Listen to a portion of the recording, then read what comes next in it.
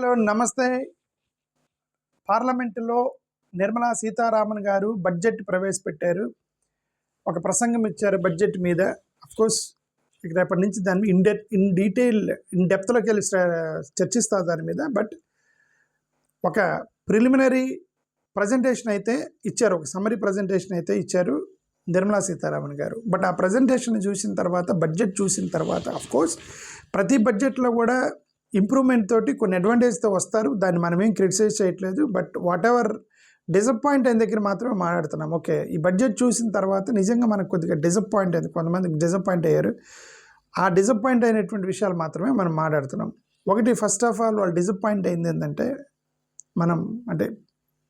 మనం డిసప్పాయింట్ అవ్వాల్సిన విషయాలు ఏంటి అంటే, ఫస్ట్ ఆఫ్ ఆల్ కొన్ని స్కీమ్స్, మేజర్ స్కీమ్స్ అనౌన్స్ చేశారు, కానీ ఆ స్కీములకి ఫండ్ని ఎలాగా డిస్ట్రిబ్యూట్ చేయబోతున్నారు. ఓకే, కొన్ని స్కీమ్స్ పెట్టారు, కొన్ని స్కీమ్స్ హెడ్డింగ్స్ పెట్టారు, like for social welfare schemes ఇన్ని కోట్లు. ఆ డబ్బుల్ని ఎక్కడ దేనికి డైవర్ట్ చేయబోతున్నారు అనే దాని మీద క్లారిటీ మిస్ అయింది బడ్జెట్లో. దాన్ని అంత క్లియర్గా మెన్షన్ చేయలేకపోయారు. సో అది సంథింగ్ లైక్ ఏదో ఒక హైప్ క్రియేట్ చేసినట్టుగా, నాన్ ట్రాన్స్పరెంట్గా, ఏదో సీక్రెట్గా ఇది ప్లేస్ చేయడమే.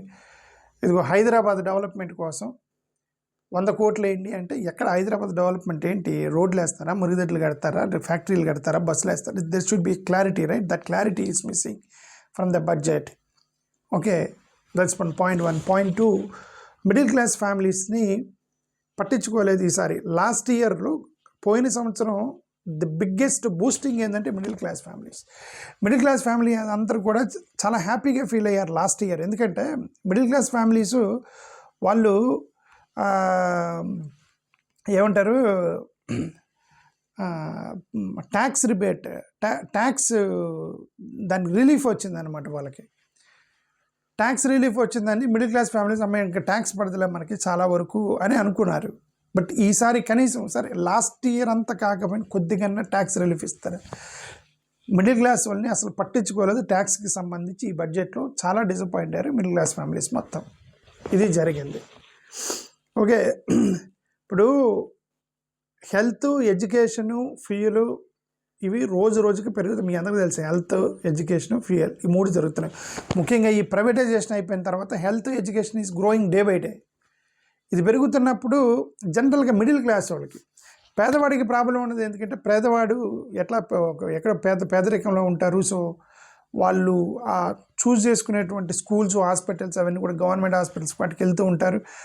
సో సమ్వాట్ వాళ్ళకు వచ్చే ఇన్కమ్ మీద వాళ్ళు గవర్నమెంట్ హాస్పిటల్స్ ఫెసిలిటీస్, ఈ స్కీమ్స్ ఇవన్నీ వాడుకొని వాళ్ళు ఏదో తప్పించుకుంటారు. ఓకే, ముఖ్య రిచ్ పీపుల్ ఉన్నారనుకోండి, వాళ్ళకి ఏం ప్రాబ్లం ఉండదు. ఇటు తిరిగి ప్రతిసారి దెబ్బ కొట్టేది మిడిల్ క్లాస్ వాడికి. ఈ మిడిల్ క్లాస్ వాళ్ళకి హెల్త్, ఎడ్యుకేషను, ఫ్యూయల్ అనేది తలకాయ నొప్పి అవుతుంది వాళ్ళకి. ఎందుకంటే వాళ్ళేమో పల్లెటూరులో ఉండలేరు, రిచ్ ఏరియా లాంటి బంజారా హిల్స్, జూబ్లీ హిల్స్ లాంటి ప్లేస్లో ఉండలేరు. ఒక చిన్న స్మాల్ టౌన్స్లో ఉండాలి. పల్లెటూరు కాదు, పట్టణం కాదు. కోట్ల రూపాయలు డబ్బులు సంపాదించినారు, అలాగని గట్టికి పేదరికంలో ఉండరు. కొద్దిగా సంపాదిస్తున్న వీళ్ళకి మేజర్గా నెత్తి మీద పడేది హెల్త్, ఎడ్యుకేషను, పెట్రోల్ ఖర్చులు. ఇవి ఎక్కువగా వాళ్ళ మీద పడతా ఉంటాయి. ప్రతివాడికి మినిమం బైక్ వేసుకొని తిరుగుతూ ఉంటారు మిడిల్ క్లాస్ వాళ్ళు. ఓకే, వీళ్ళ కోసం అని చెప్పి ట్యాక్స్ రిబేట్ లాస్ట్ ఇయర్ తగ్గించారు. ఈ సంవత్సరం అసలు పట్టించుకోవాలి. That is the major disappointment from the budget. That's what we can understand from there. Nirmala Sitharaman గారు బడ్జెట్ పార్లమెంట్లో ప్రవేశపెట్టగానే, ఒక పక్క చదువుతూ ఉండగానే ఇక్కడ స్టాక్ మార్కెట్ మాత్రం పడిపోయింది. నిర్మలా సీతారామన్ గారు బడ్జెట్ ప్రవేశపెట్టి బడ్జెట్ చదువుతూ ఉండగానే, ఒక పక్క చదువుతుంటే ఒక పక్క స్టాక్ మార్కెట్ పడుకుంటూ వచ్చింది. ఎందుకంటే స్టాక్ మార్కెట్ దెబ్బ కొట్టబోతుంది ఇప్పుడు. ఎందుకు దెబ్బ కొట్టబోతుందంటే, ముఖ్యంగా ఎస్టీటీ అనే దాన్ని పెంచారు, సెక్యూరిటీస్ ట్రాన్సాక్షన్ ట్యాక్స్. ఈ సెక్యూరిటీస్ ట్రాన్సాక్షన్ ట్యాక్స్ అనేది డెరివేటివ్స్ మీద వేస్తారు.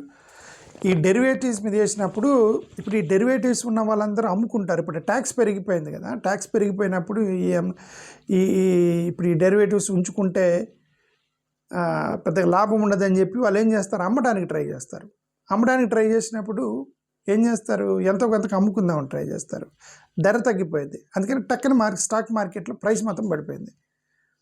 పడిపోయింది స్టాక్ మార్కెట్. ఒక పక్క ఏమో ఎస్టీటీ పెంచుతున్నామని ప్రజెంట్ చేయగానే పార్లమెంట్లో స్టాక్ మార్కెట్ కొలాప్స్ అయిపోయింది. ముఖ్యంగా ట్రేడింగు, బ్రోకరేజ్ స్టాక్స్ ఉంటాయి కదా, ట్రేడింగ్ చేసే వాళ్ళు బ్రోకరేజ్ అంటే వాళ్ళు యాక్చువల్గా వాళ్ళ దగ్గర పెట్టుకోరు అనమాట. అవి వాళ్ళు కొన్ని వ్యాపారం చేయడానికే చేస్తూ ఉంటారు. వెళ్ళి బ్రోకర్స్ స్టాక్ మార్కెట్లో వ్యాపారం చేస్తూ ఉంటారు కదా. మీరు ఏం చేస్తున్నారంటే స్టాక్ ట్రేడింగ్ చేస్తున్నాం సార్ అంటారు కదా. స్టాక్ ట్రేడింగ్ చేసి వాడు ఏం చేస్తాడు, షేర్ వాడి దగ్గర పెట్టుకోడు. ఈరోజు కొని సాయంత్రానికి అమ్ముతూ ఉంటాడు, దాని మీద లాభానికి అమ్ముతూ ఉంటాడు. ఓకే, వాళ్ళ మీద దెబ్బ పడిద్ది. ఇప్పుడు ఈ డెరివేటివ్స్ మీద, ఎస్పెషల్లీ డెరివేటివ్స్ మీద ఎస్టీటీ పెంచారు కాబట్టి, సెక్యూరిటీస్ ట్రాన్సాక్షన్ ట్యాక్స్ పెంచారు కాబట్టి. ఓకే, ఇది బాగా డిసప్పాయింట్ చేశారు ఫినాన్స్ మినిస్టర్ గారు.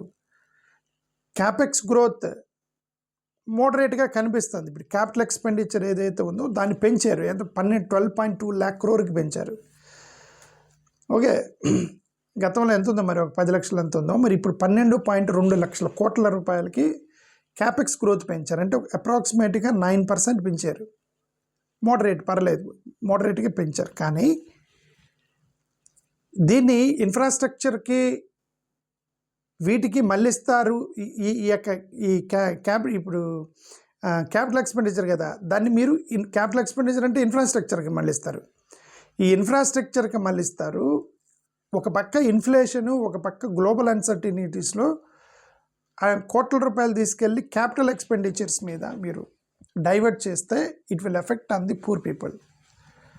డెవలప్మెంట్ రావచ్చు, మీరు అనుకోవచ్చు డెవలప్మెంట్ వచ్చిందని అనుకోవచ్చు, but ultimately it will effect the some kind of poor people, right? అదే చెప్తున్నాను, మిడిల్ క్లాస్ వాడికి ట్యాక్స్ తగ్గించకుండా క్యాపిటల్ ఎక్స్పెండిచర్ మీద పెడుతున్నామంటే బిల్డింగ్లు, రోడ్లు, భవనాలు. మిడిల్ క్లాస్ వాడికి సరే హెల్త్, ఆరోగ్యం, దాని గురించి రిలీఫ్ ఇవ్వకుండా ఇది రోడ్లు, బిల్డింగ్లు, క్యాపిటల్ ఎక్స్పెండిచర్. క్యాపిటలిస్టులు క్యాపిటల్ ఎక్స్పెండిచర్ పెంచకుండా ఏం పెంచుతారు? నేను రోజు కొట్టుకుని వీళ్ళు క్యాపిటలిస్ట్ మైండ్ సెట్ ఉన్న గవర్నమెంట్ అని. క్యాపిటలిస్టులు చేసేది ఫస్ట్ క్యాపెక్స్ని పెంచడమే. అది పెంచారు, 12.2 lakh crore పెంచారు. ఓకే, వాళ్ళు ఏమంటారంటే రోడ్లు, బిల్డింగ్లు, బంగ్లాలు కాస్ట్లీ తిరగాలి. అక్కడ తిరిగితే ఎవరు 10% or 20% of people are roaming on the roads with Benz cars and all. Remaining 70-80% are dying in the rural market, rural villages in India. So that's where the actual government missed in this point. Capex they increased to 12.2%, but they failed to cater the need of the middle class families.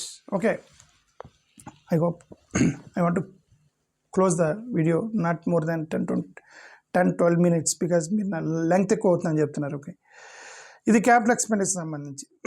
Insufficient జాబుల గురించి ఇవ్వలేదు, జాబుల గురించి చెప్పలేదు. ఇప్పుడు incentives ఇచ్చారు, ఏమని? Employment incentives అంటే job లేనోడికి ఏదో చేస్తామని చెప్పేసి చెప్తున్నారు. బడ్జెట్లో నంబర్స్ గురించి, ఇన్సెంటివ్స్ గురించి మాట్లాడుతున్నారు, కానీ క్వాలిటీ జాబ్ క్రియేషన్ చేయడానికి మీరు ఏం చేయబోతున్నారు అనేది లేదు. అసలు వీళ్ళు అన్ఎంప్లాయ్మెంట్ రేట్ చూపిస్తున్నారు. ఈ అన్ఎంప్లాయ్మెంట్ రేటే ఒక ఫాల్స్ అన్ఎంప్లాయ్మెంట్ రేట్. ఇది ఒక వారంలో, వారం రోజుల్లో, 7 రోజుల్లో ఎవడన్నా ఒకడు ఒక గంట ఎక్కడన్నా పార్ట్ టైం జాబ్కి వెళ్తే, అంటే వారం రోజుల్లో 1 గంట పార్ట్ టైం జాబ్కి వెళ్తే వాడికి జాబ్ ఉన్నట్టుగా రాసుకుంటున్నారు వీళ్ళు. అది అది ఎంప్లాయ్మెంట్ అంటారు దాన్ని. 7 రోజులు 1 గంట పనిచేసేవాడు ఏదో 100-200 తీసుకొని ఏదో, లేదంటే 1 గంట ఆటో నడుపుకునేవాడు ఎంప్లాయ్మెంట్ వచ్చినట్లేక. క్వాలిటీ జాబ్స్ క్రియేషన్ చేయడానికి what the government is doing అనేది fail to address that quality job. అంటే క్వాలిటీ జాబ్ అంటే ఏంటి? పిహెచ్డి చేసిన వాడికి వాడికి తగ్గ జాబు, ఇంజనీర్కి వాడికి తగ్గ జాబు, టీచర్కి వాళ్ళకి తగ్గ జాబ్స్, అది క్వాలిటీ జాబ్స్ అంటారు. ఓకే, పిహెచ్డి చేసిన వాళ్ళు ఆటో డ్రైవర్లుగా, ఇంజనీరింగ్ చేసిన వాళ్ళు మెకానిక్ షాపుల్లో, ఓకే, టీచర్ బీఈడీ చేసిన వాళ్ళు కూలి పని చేసుకుంటున్నారు. వాళ్ళు ఎంప్లాయ్మెంట్గా చూపిస్తున్నారు వాళ్ళు గవర్నమెంట్. అక్కడ ఫెయిల్ అయింది. ఇంకొకటి, ఇది central tax, state share tax ఏదైతే ఉందో 41% దాన్ని మెయింటైన్ చేస్తున్నామని చెప్పారు. అంటే ఇంతవరకు మనం పంపించేటువంటి దాంట్లో స్టేట్ షేర్ ఏదైతే 41% షేర్ ఉందన్నమాట. ఇప్పుడు మన వాళ్ళు జిఎస్టీ అవి పంపిస్తారు కదా, పంపించినప్పుడు 41% మన స్టేట్ షేర్ వచ్చింది. దాన్ని మేము కంటిన్యూ చేస్తున్నామని చెప్పన్నారు. కర్ణాటక, కేరళ, తమిళనాడు వాళ్ళు గొడవ చేశారు. కర్ణాటక, ఎవరెవరు? కర్ణాటక, కేరళ, తమిళనాడు, అఫ్కోర్స్ అపోజిషన్ గొడవ చేస్తున్నారు, ఆబ్వియస్లీ తెలంగాణ కాంగ్రెస్ గవర్నమెంట్ వాళ్ళు గొడవ చేస్తారు. ఎడిదిరిగి ఆంధ్రప్రదేశ్ ఇక్కడ అంబటి రాంబాబు గారి మీద బిజీగా ఉన్నారు. వీళ్ళు పార్లమెంట్లో ఏం మాట్లాడారు అనమాట. వీళ్ళు పార్లమెంట్లో మాట్లాడుకుని ఉండటానికి ప్లస్ ఇక్కడ